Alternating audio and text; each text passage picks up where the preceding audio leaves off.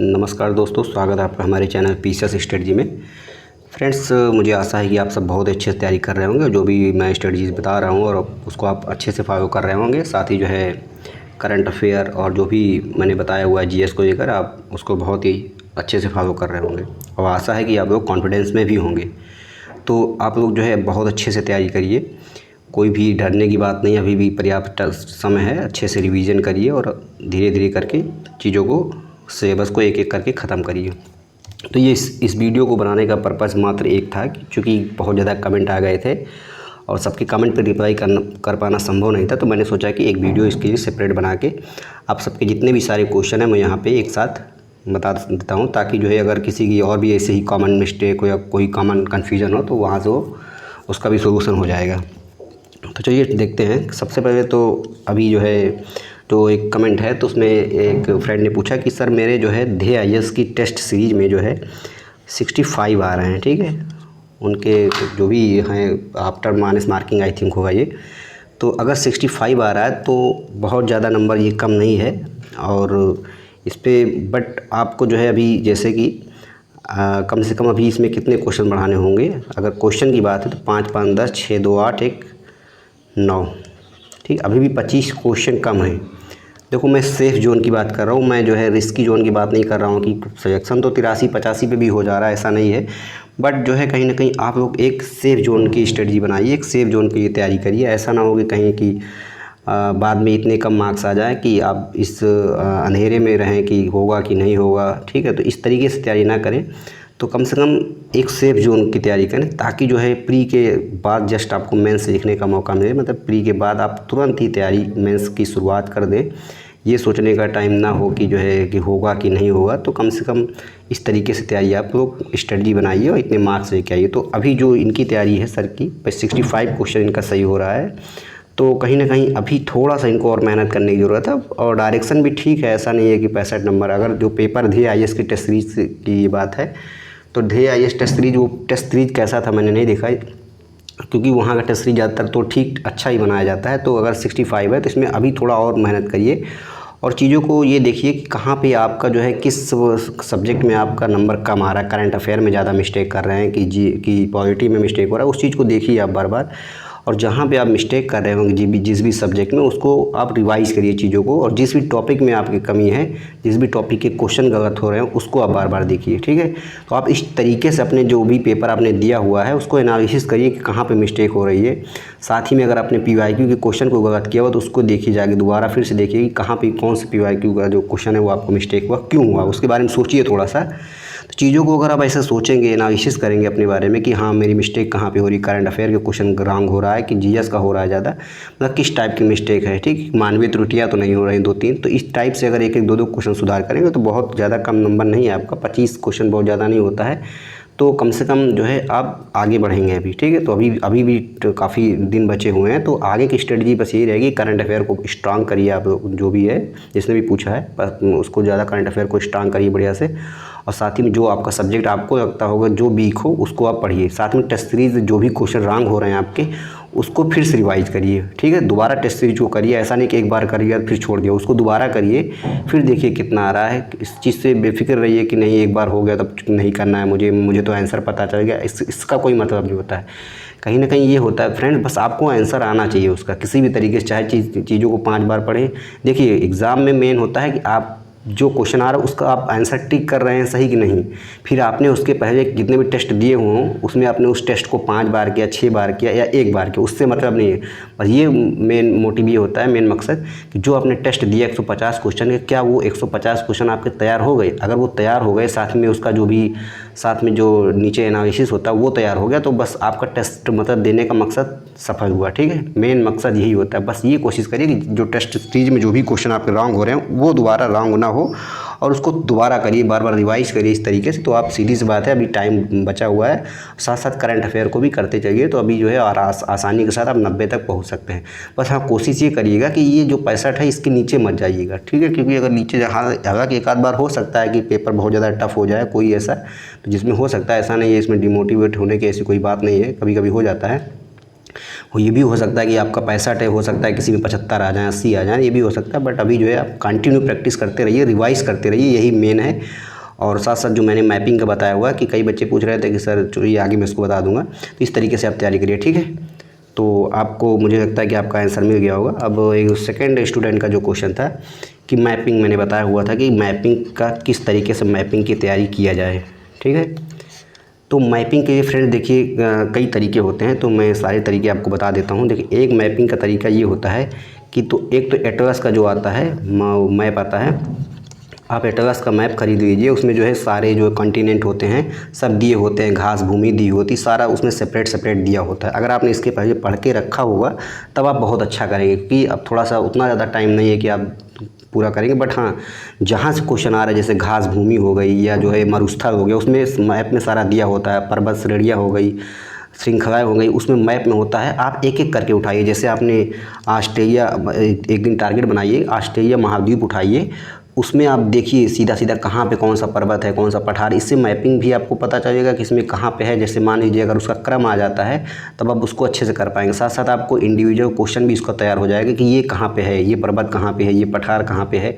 साथ साथ जब पढ़ते समय मैपिंग में ये विशेष ध्यान रखना है कि उसका ऑर्डर क्या है, पश्चिम से पूर्व कैसे है, पूर्व से पश्चिम को देखना है। नदियाँ जैसे पूछता है हमेशा, अब तो क्रम आ रहा है, ठीक है। पूर्व से पश्चिम को नदियों का क्रम बनाइए, पूर्व से पश्चिम, उत्तर से दक्षिण बनाइए। तो इस टाइप से आपको पढ़ना है। साथ साथ ये भी देखना है कि वो कहाँ पे है, कहाँ से ओरिजिनेट होती है, कहाँ गिरती है। तो जिस भी टाइप का क्वेश्चन हो उस तरह से आप मैपिंग करेंगे।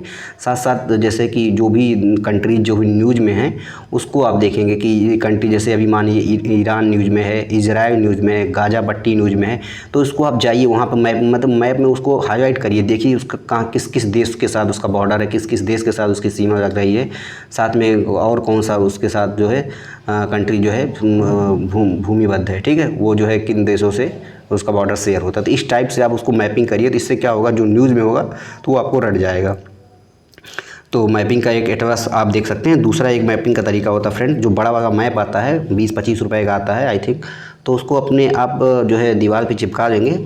तो उसमें जो है आप जो है उसी तरह से करेंगे। जैसे कि कोई चीज़ आप ज्योग्राफी में पढ़ रहे हैं, तो जो आप पढ़ रहे हैं तो उसमें जाके आप उसको वो संकेत कर दीजिए कि कहाँ पे ये पर्वत है, कहाँ पे ये पठार है, ठीक है। इस तरह से जब आप पढ़ेंगे तो आपको वो याद हो जाएगा। साथ ही में जो है आपको क्या करना है कि जैसे उसमें कुछ जो आप अगर भौतिक मैप खरीदेंगे तो ज़्यादा अच्छा रहेगा, क्योंकि भौतिक मैप से ज़्यादा क्वेश्चन आता है। राजनीतिक मैप मत खरीदिएगा आप सब, भौतिक मैप आप खरीदेंगे, फिजिकल जो मैप होता है ज्योग्राफी का, तो उसमें वो दिया होता है कि कहाँ पे पर्वत है, कहाँ पे पठार है, उसमें छोटे छोटे करके देखेंगे आप तो दिया रहता है। उसमें आप उसको विभिन्न प्रकार के मार्कर लीजिए और मार्कर से हाईलाइट करके पढ़िए। उसमें कुछ चीज़ जो उसमें नहीं आ रही हैं तो उसको आप थोड़ा सा एरो बना के जहाँ स्पेस हो उस जगह पे लिख दीजिए। तो इससे आप रोज़ कम से कम 10 से 15 मिनट मैपिंग पे, आधा घंटा एटलीस्ट मैपिंग पे वर्क करिए, ठीक है। जो क्वेश्चन आप पढ़ रहे हैं, जैसे पीवाईक्यू में कोई क्वेश्चन आपने पढ़ा तो आप उसको देखिए और जाके वहाँ पे उसको मैप में प्रेजेंट कर दीजिए, तो इससे आपको याद रहेगा। जैसे घास भूमि है, ठीक है, जो वहाँ पे 5 झीलें हैं अमेरिका और कनाडा की सीमा पर, सुपीरियर हो गया, जो है ह्यूरॉन झील हो गया, हडसन हो गया, तो ये सब जो 5 है, मिशिगन हो गया, इसका जो है ऑर्डर आप वहाँ पे जाएंगे तो उसको आप हाईलाइट करिए वहाँ पे कि किसका ऑर्डर क्या है, पूर्व से पश्चिम क्या है, कहाँ पे है, कौन सा पूर्णतः जो है अमेरिका में है, कौन सा कनाडा में है। तो इस टाइप से वहाँ मैपिंग आप करिए इसको, तो इससे आपको याद होगा। आप ऐसे कंटेंट तो आप पढ़ सकते हैं, बट इस तरह से आप पढ़ेंगे तो आपको ये चीज़ें बहुत अच्छे से, बहुत ही आसानी से याद होंगी। क्वेश्चन थोड़ा सा घुमाएगा एग्जाम में, तब भी आप आसानी से कर पाएंगे। साथ ही में कनाडा में भी आप उस पर देखेंगे। उसके बाद जो भी आप पढ़ेंगे, जैसे कि कुछ खाड़ी है, कहाँ पे कौन कौन सी खाड़ी है उसको हाईलाइट करिए आप, ठीक है। इसी तरीके से आप महासागर को देखिए, छोटे छोटे जो हैं, अरब सागर हो गया, कैस्पियन सागर हो गया, काला सागर, भूमध्य सागर, इनका ऑर्डर देखिए मैप में, यही सब देखना, यही सब आता है क्वेश्चन। तो चीज़ें जब आप देखे रहेंगे पीवाईक्यू में कि कौन से क्वेश्चन आ रहे हैं, तो उसी के अकॉर्डिंग आप मैपिंग करिए, उसी के अकॉर्डिंग आप पढ़िए। देखिए कहाँ कहाँ मरुस्थल है, जैसे कि आप देख रहे होंगे ऑस्ट्रेलिया में कई प्रकार के मरुस्थल आते हैं, ठीक है। गिब्सन सिप्सन कहाँ पे हैं, ग्रेट सैंडी, ठीक है। इस टाइप के कई मरुस्थल, तो उसका अब तो उसका दिशा भी पूछ रहा है कि इसका जो दिशा है वो इस टाइप, इस उत्तर पूर्व में है कि कहाँ पे है। तो जब आप मैपिंग किए रहेंगे इस तरीके से, देखो पता तो आपको रहेगा, जो आप लूसेंट उठा के पढ़ेंगे तो उसमें दिया हुआ है कि ये मरुस्थल यहाँ पे, बट अगर आप उसको जाकर मैप में भी देखेंगे किस जगह पे है तो आपको और आसानी से याद हो जाएगा, ठीक। तो इस तरीके से आपको मैपिंग करना है, या तो आप एटलस से करिए या तो बड़ा वाला मैप से, दोनों की सहायता से भी कर सकते हैं और एक का भी सहायता से कर सकते हैं, ठीक। जो भी आपको बेहतर लगे आप कर सकते हैं। और तीसरा एक स्टूडेंट का क्वेश्चन था कि सर जो है अभी अभी मैं तैयारी स्टार्ट करने जा रहा हूँ, क्या मैं अभी प्री निकाल सकता हूँ। देखिए ये मैं नहीं कह सकता कि आप अभी प्री निकाल सकते हैं कि नहीं, सबका अपना अपना देखिए उसका क्या आपका क्या बैकग्राउंड रहा है, आपने कितना पढ़ा हुआ ये मुझे नहीं पता है, ठीक है। तो मैं ऐसे कैसे बता दूं कि आप प्री निकाल अगर जैसे आप अभी एकदम न्यू स्टूडेंट है तो ये काफ़ी ज़्यादा टफ हो जाएगा आपके लिए। अभी 1 से 1.5 महीने में प्री निकालना, जहाँ तक मेरा एक्सपीरियंस है, अभी आप बहुत ही मुश्किल होगा। हालांकि कुछ भी नामुमकिन नहीं कहा जा सकता है, बट जो है अभी अगर आपने कुछ भी पढ़ के नहीं रखा हुआ तो कोई मतलब बहुत ही कम चांस है कि आप निकाल पाए। बट आप मेहनत करिए, क्या पता हो ही जाए। इसमें मैं कुछ नहीं कह सकता कि नहीं होगा नहीं होगा। हाँ बट अगर आपने इसके पहले पढ़ के रखा हुआ है, 1-2 बार दिया हुआ पेपर, या इसके पहले कुछ और तैयारी जीएस वगैरह की किया होगा आपने, तो आप कर सकते हैं। कोई इसमें बहुत ही बड़ी बात नहीं है, ठीक। प्री निकालना कोई बहुत बड़ी बात नहीं होती फ्रेंड, ठीक। बस थोड़ा स्ट्रेटजी अच्छी होगी और स्मार्ट तैयारी करेंगे तो आसानी से आपका हो जाएगा। बट हाँ अभी अगर आपने कुछ पढ़ के नहीं रखा हुआ तो थोड़ा सा दिक्कत हो सकती है, इसमें मैं ज़्यादा कुछ नहीं कह सकता। और एक फ्रेंड्स का कमेंट था कि सर जो है पुरानी रिसेंट को जगह कई क्वेश्चन पूछ रहे हैं कि सर पुरानी वाली पढ़ें कि नई पढ़ें। देखिए जो नई अभी अगर आपके पास 2021 के बाद की है, ठीक है, 20 के पहले तो मैं नहीं कहूँगा, हाँ 21 के बाद की, 21, 22, 23, क्योंकि होता है कि इकोनॉमिक्स में जो है जैसे पॉलिटी वगैरह में तो कंटेंट सेम रहता है, बट जैसे कि उसमें जो इकोनॉमिक्स में है उसमें कुछ योजनाएं हर बार जुड़ती रहती हैं। उसमें आप देखेंगे टेबल में जाके, तो जैसे कि जो सरकार द्वारा नई योजनाएं लॉन्च की जाती है तो उसमें पुरानी वाली में आपको नहीं मिलेगा। तो अगर आप नई खरीदेंगे तो योजना भी आ जाएंगी, क्योंकि आप देख रहे होंगे कि इकोनॉमिक्स में एक क्वेश्चन योजनाओं पे आ रहा है। कौन सी सरकार, जैसे कि जन धन योजना हो गया, स्वच्छ भारत मिशन हो गया। हालांकि योजनाएं ज़्यादातर जो मोदी सरकार द्वारा जो शुरू की गई है 2014 के बाद की, वही ज़्यादातर पूछी जा रही है। अभी नए में 1-2 नए में रहता है, बाकी जो पुराना ही रहता है, ठीक है। बहुत ज़्यादा पुरानी नहीं पूछी जा रही। तो अगर आप 21 के बाद का खरीदेंगे तो सही रहेगा, थोड़ा अपडेटेड हो जाता है। जो नए क्वेश्चन रहते हैं वो भी बार बार यूसेज में अपडेट करता रहता है। तो आपके बाद 21, 22 या 23 कभी भी आपने खरीदा हो तो ठीक है। लेकिन हाँ इसके ज़्यादा बहुत ज़्यादा पुरानी हो, जैसे 17 की हो, 18 की हो, तो मैं कहूँगा आप खरीद लीजिए नई, ज़्यादा बेहतर रहेगा, क्योंकि चीज़ें कुछ अपडेट हो गई हैं, ठीक है। और कोई वो दिक्कत नहीं इसमें। तो आपका भी जवाब मुझे लगता है मिल गया होगा। और जो है एक स्टूडेंट की जो वो था कमेंट था, उसका था कि जो है कि सर घटना जो चक्र है उसमें जो है जो नीचे दिया होता है क्या उसका नोट्स बनाना चाहिए। देखिए नोट्स बनाने को लेकर भी अगर मैं जो है थोड़ा सा आपको बता दूँ एक बार अच्छे से, आप जिसको नोट्स की प्रॉब्लम है, देखिए नोट्स की बनाने के कई तरीके होते हैं, सबका अपना अपना स्ट्रेटजी होता है। एक नोट्स बनाने का तरीका ये होता है कि आपने सब कुछ नोट्स में उतार दिया, ठीक है। जो आपने देखा सब उतार दिया, पूरा नोट्स एक बहुत बड़ा नोट्स हो जाएगा, इसमें आप 100-100, 200 पेज के हो जाएंगे।